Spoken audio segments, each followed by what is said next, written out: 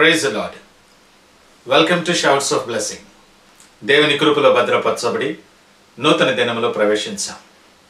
ఈనాటి దేవుని వాగ్దానం. వాగ్దానము చేసినవాడు నమ్మదగినవాడు. He who promised is faithful. హెబ్రీలకు రాసిన పత్రిక 10వ అధ్యాయం 23వ వచనం. Praise God.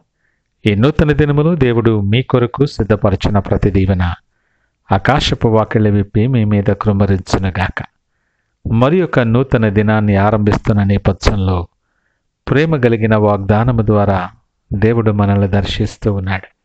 మన జీవితంలో ఎక్కువ పరిచయం అక్కరలేనటువంటి మాట వాగ్దానం. ఎన్నో వాగ్దానాలు మనం పొందుకొని ఉండొచ్చు, అలాగనే ఎన్నో వాగ్దానాలు మనం కూడా చేస్తూ ఉండొచ్చు. ఏదైనా ఒక కష్టమైన క్లిష్టమైన సమస్యను పరిష్కరించడానికో ఎదుర్కోవలసిన నేపథ్యంలోనో ఏం ఆలోచించుకు నేనున్నాను అనే మాట చాలాసార్లు మన ప్రియుల నుండి మనం విని ఉంటాం. మనం కూడా చెప్పు ఉండొచ్చు.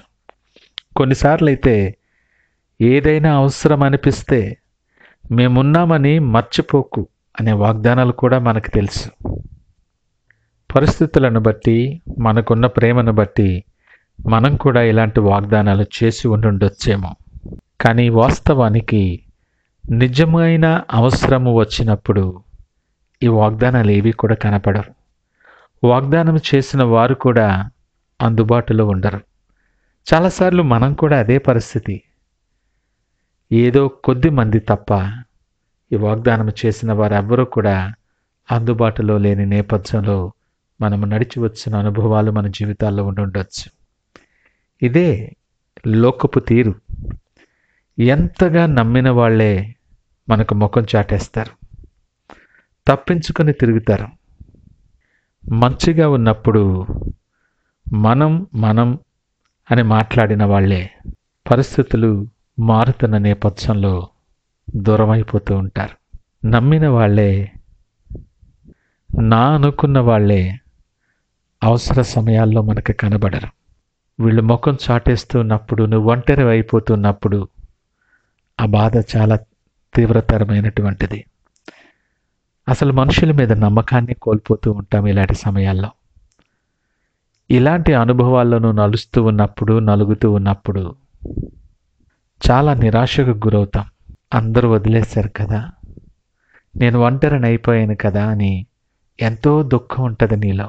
కానీ ప్రేమ కలిగిన దేవుడు, నీతిమంతుడైనటువంటి దేవుడు, ఆయన నిన్ను విడిచిపెట్టలేదు. ఆయన నీతో పాటు ఉన్నాడు సుమా. ఈ మాట నీకెంతో ధైర్యాన్ని కలుగు చేస్తుంది.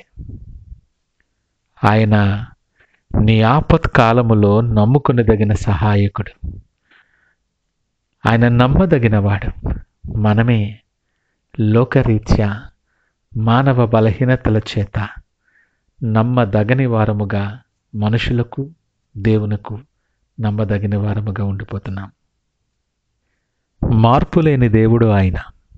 నిన్న నేడు నిరంతరం ఏకరీతిగా ఉన్నాడు. వాగ్దానము చేసని తప్పిపోయేవాడు కాదు. మాట తప్పని దేవుడు ఆయన. లేఖనాలలో అనేకమైన వాగ్దానాలు ఉన్నాయి. మన కొరకు సిద్ధపరిచిన వాగ్దానాలు. మన జీవితంలో అవి నెరవేరాలని అవి సిద్ధపరచబడి ఉన్నాయి. స్పష్టమైన రీతిలో వాక్యము కూడా మాట్లాడుతుంది. దేవుని వాగ్దానములు ఎన్ని అయినను అవి అన్నీ క్రీస్తు యేసునందు అవునన్నట్లుగానే ఉన్నాయని. నీవు పొందుకున్న వాగ్దానం, దేవుడు నీతో మాట్లాడి నీకు ఇచ్చినటువంటి వాగ్దానం, అవి ఆయన ద్వారా, ఆయనలో నీ వాగ్దానము నెరవేర్పు ఉంటుందని మనము గమనించాలి. ఈ మాటలు వింటున్న ప్రియ దేవుని జనాంగమా, ఎన్ని వాగ్దానాలు నువ్వు పొందుకున్నావు? ఎన్ని వాగ్దానాలు నీ జీవితంలో నెరవేరిన ఇంతవరకు? నెరవేరని వాగ్దానాలను బట్టి నువ్వు నమ్మకాన్ని కోల్పోతున్నావేమో. వాగ్దానము నెరవేరలేదు అంటే దేవుని తప్పు కాదు.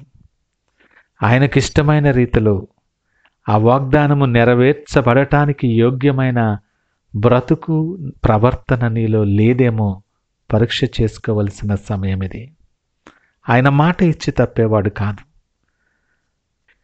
నీవెవరివైనా, నువ్వే పరిస్థితుల్లో ఉన్నా ఆయన వైపు తిరగటానికి సిద్ధపడు. ఒకసారి గుర్తు తెచ్చుకో, ఆయన ఇచ్చిన వాగ్దానాలు నువ్వెక్కడ వదిలేసావో. ఆ వాగ్దానం పట్టుకొని ఆయన సన్నిధిలో నువ్వు నిలుచున్నప్పుడు, ఆ వాగ్దానం ఎత్తు పట్టుకొని విశ్వాసముతో నువ్వు అడిగినప్పుడు, నిన్ను ప్రేమించు దేవుడు, ఆయన దగ్గరకు వచ్చువారిని ఎంతమాత్రము త్రోసివేయనటువంటి గొప్ప దేవుడు నీకిచ్చిన వాగ్దానాన్ని తప్పక నీ ఎడల నెరవేర్చువాడై ఉన్నాడు. ఆయన నమ్మదగిన దేవుడు. నీ పరిస్థితులను చూసి కృంగిపోవద్దు. నువ్వు బలహీనపడుతున్న నేపథ్యాన్ని చూసి ఆశలు విడిచిపెట్టొద్దు. ఆయన విడువని ఎడబాయని దేవుడు. ఎవరు నీతో ఉన్నా, ఎవరు లేకపోయినా ఆయన మాత్రం నిన్ను విడువని ఎడబాయని దేవుడు. అది ఆయన వాగ్దానం. కన్న తల్లి మరుస్తుందేమో కానీ ఆయన మరువనని వాగ్దానము చేశాడు. ఆ ప్రకారమే ప్రతిదినం నీ ఆయుష్ పొడిగించబడి, ఆయన కృపలో నిలవబెట్టబడి, ఇంకా నీ కొరకు ఎదురు చూస్తున్నాడు ఈ ఉదయకాలం. ఆయన నీతో ఉండగా ఇంకేల భయం. నిబ్బరము కలిగి ధైర్యముగా ఉండి సాగిపో ముందుకి. నూతన దినములు ప్రార్థనాపూర్వకముగా ఆయనను హత్తుకొని జీవించటానికి సిద్ధపడి ప్రార్థనాపూర్వకంగా దినాన్ని ఆరంభిద్దామా? ప్రార్థించుకుందాం.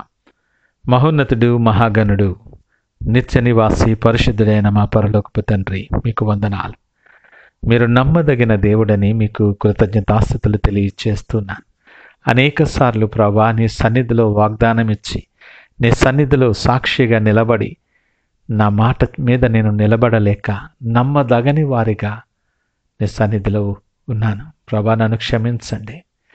నా పరిస్థితులు ఎన్ని మారినా, నేను పరిస్థితుల నేపథ్యంలో నేను మారిపోయినా నువ్వు మారని దేవునిగా నన్ను ఆదరిస్తూ బలపరుస్తూ ఉన్నారు.